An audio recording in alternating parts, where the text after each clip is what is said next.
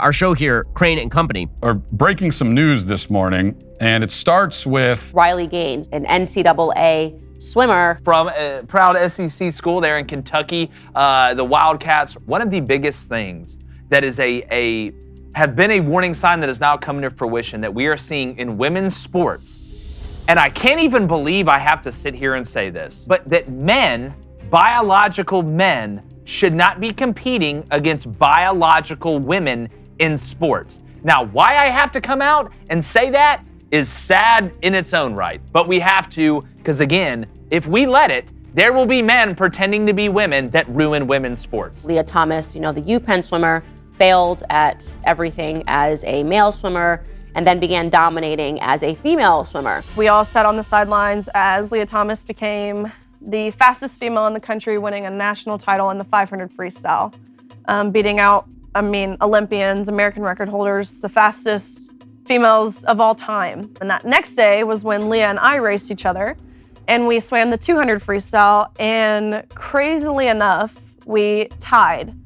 So when we went the exact same time down to the 100th of a second, which is pretty rare. Yeah. And so upon tying, I go behind the awards podium where they give you these dinky little trophies and they parade you out. But the NCAA official looks at me and says, "Great job, y'all tied. The trophy goes to Lia.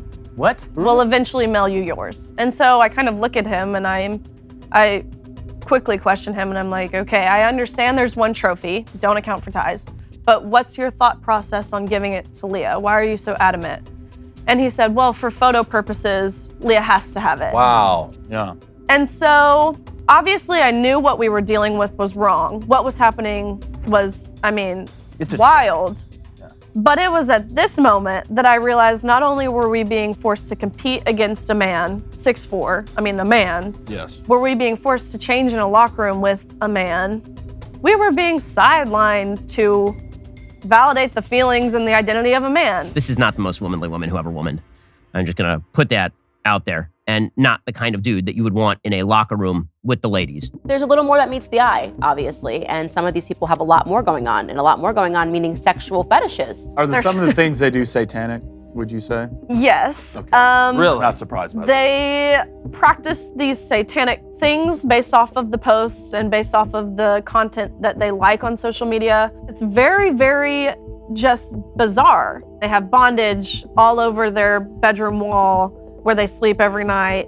I'm talking full, and this is all, everybody can see this. This is 50 Shades of Grey, wall of things. They both actually, on the same day, again, this is all to my knowledge from the photos they're posting. I don't want to make it seem like I'm claiming something, but this is this is public that they post. The same day, they actually both went to the hospital to essentially get neutered. They wanted to stop all testosterone production, so they cut off parts of their male parts, but left other parts, to which in a photo, these testicles are in a jar. Stop. Just at their house. it's not surprising to me anyway that Lia Thomas is a depraved pervert, according to the information that they found here. That doesn't surprise me.